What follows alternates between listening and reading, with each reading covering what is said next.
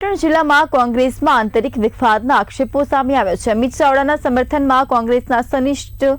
આગેવાનોએ પત્રકાર પરિષદ યોજી સ્થાનિક નેતાઓ પર સ્થાનિક સ્વરાજ્યની ચૂંટણીઓમાં નબળા ઉમેદવારોની પસંદગી કરવાનો આક્ષેપ કર્યો છે। પૂર્વ જિલ્લા કોંગ્રેસ પ્રમુખ બાબુજી ઠાકોરે જણાવ્યું કે ટિકિટ ફાળવણીની જવાબદારી જિલ્લા પ્રમુખ વર્તમાન અને પૂર્વ ધારાસભ્યોને સોંપાઈ હતી। અમિત ચાવડાના સમર્થનમાં કોંગ્રેસના આગેવાનો આગામી સમયમાં રાહુલ ગાંધી અને મલ્લિકાર્જુન ખડગેને મળી રજૂઆત કરશે।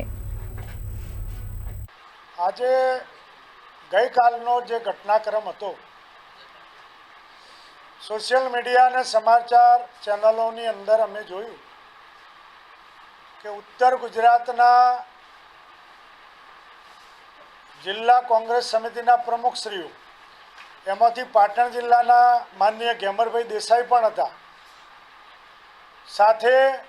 બનાસકાંઠાના એમપી બેન શ્રી ગેનીબેન, મહેસાણા જિલ્લા કોંગ્રેસ સમિતિના પ્રમુખ બળદેવજી ઠાકોર, પાટણ વિધાનસભાના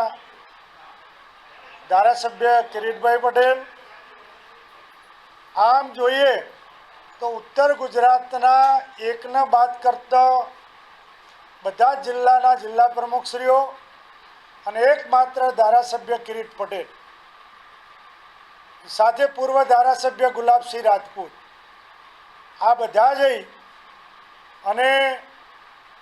અમને એવા સમાચાર મળ્યા કે માનનીય શ્રી ગુજરાત પ્રદેશ કોંગ્રેસ સમિતિના પ્રમુખ અમિતભાઈ ચાવડાને હટાવવાની વાત કરી રહ્યા છે। ત્યારે આપના માધ્યમ થકી અમે ગુજરાતની પ્રજા અને પાટણ જિલ્લાની પ્રજા, ઉત્તર ગુજરાતની પ્રજાને